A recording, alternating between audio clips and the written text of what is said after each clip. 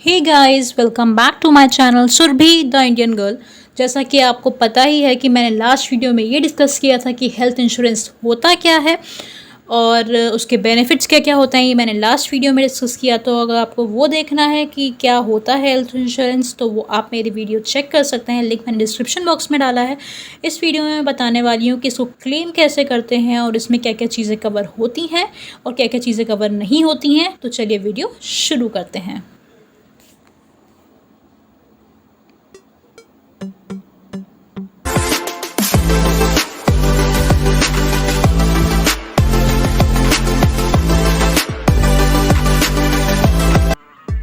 Health insurance एक प्रकार का बीमा योजना है जिसमें बीमा धारक को अपनी इमरजेंसी की स्थिति में आर्थिक रूप से सहायता मिलती है।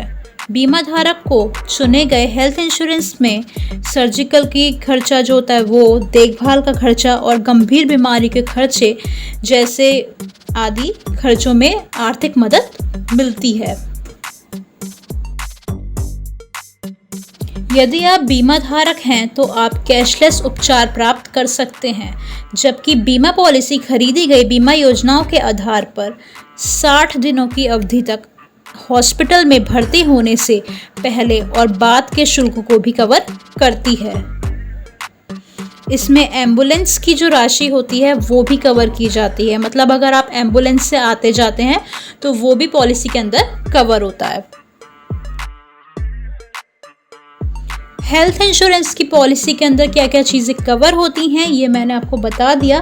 तो आइए अब ये जानते हैं कि हेल्थ इंश्योरेंस पॉलिसी के अंदर क्या क्या चीज़ें कवर नहीं होती हैं। हेल्थ इंश्योरेंस पॉलिसी के दस्तावेजों को समझना कठिन होता है। इसमें शर्तें काफ़ी जटिल होती हैं।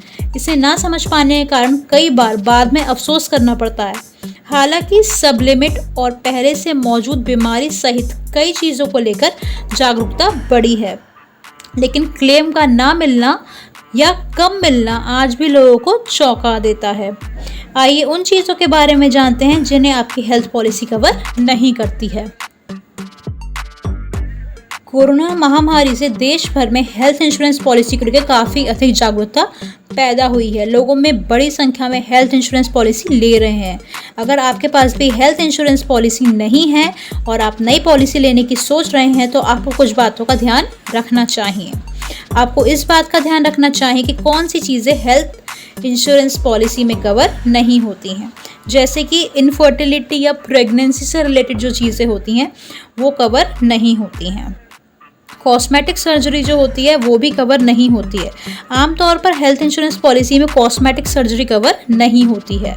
बोटैक्स, लिपोसक्शन, इम्प्लांट्स जैसी सर्जरी आमतौर पर हेल्थ इंश्योरेंस पॉलिसी में कवर नहीं होती हैं।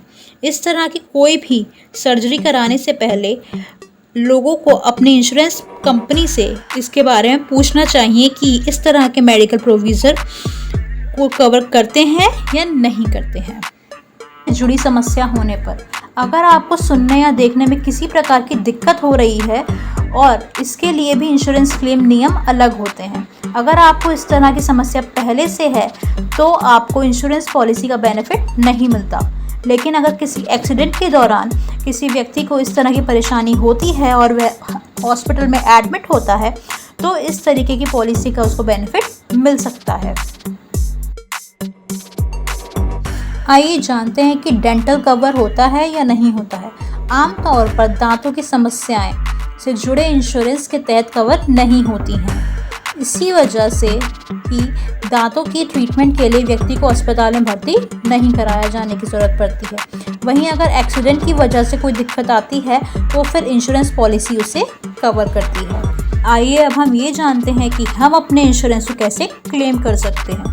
सबसे पहले आपको हॉस्पिटल की इंश्योरेंस हेल्प डेस्क पर बीमा कंपनी का अपना आई कार्ड दिखाना होगा। इसके बाद हॉस्पिटल उस बीमा कंपनी के पास प्री ऑथराइजेशन फॉर्म जमा करेगा। जब आप अपनी बीमा कंपनी डॉक्यूमेंट्स की जांच कराकर टर्म्स एंड कंडीशंस के हिसाब से क्लेम प्रोसेस शुरू करेगी। कुछ फॉर्मेलिटीज़ के बाद क्लेम का सेटलमेंट हो जाता है। हेल्थ इंश्योरेंस क्लेम दो तरीक़ों से किए जा सकते हैं। अगर आप प्लान करके हॉस्पिटल में भर्ती हो रहे हैं तो कैशलेस इलाज का विकल्प चुन सकते हैं। लेकिन उसके लिए हॉस्पिटल नेटवर्क के अंदर आपका जो बीमा कंपनी है वो लिस्टेड होना चाहिए।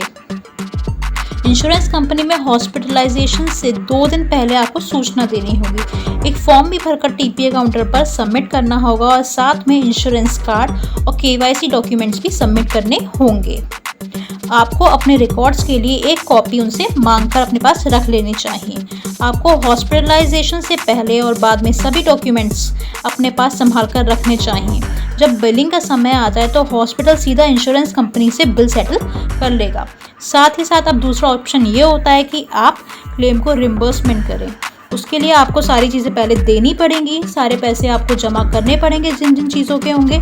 उसके बाद सारे बिल इकट्ठे करके रखने पड़ेंगे अपने पास और वो आपको कंपनी में भेजने होंगे। उसको भेजने के लिए एक आपके पास लिमिटेड टाइम पीरियड होता है। हर कंपनी का अलग अलग होता है, किसी का 15 डेज़ होता है, किसी का कुछ और होता है। तो वो आपको उसके अकॉर्डिंग भेजना होगा। उसके बाद वो वहाँ से आपको पैसे भेजेंगे।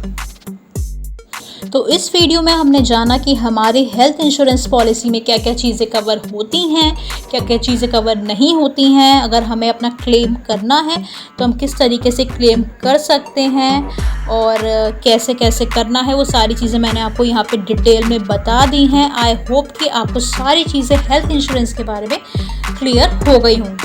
कुछ चीज़ें मैंने इसमें बताई हैं और बेनिफिट्स क्या थे वो मैंने आपको अपनी पिछली वीडियो में बताए थे, जिसका लिंक मैं डिस्क्रिप्शन बॉक्स में डाला है। तो अगर आपको मेरी वीडियो अच्छी लगी हो तो इसको लाइक कीजिए, लोगों के साथ शेयर कीजिए ताकि वो लोग भी इसका बेनिफिट उठा पाएँ। मैं आपके लिए ऐसे ही वीडियो लेके आती रहूँगी। Till then bye bye and thank you for watching my video.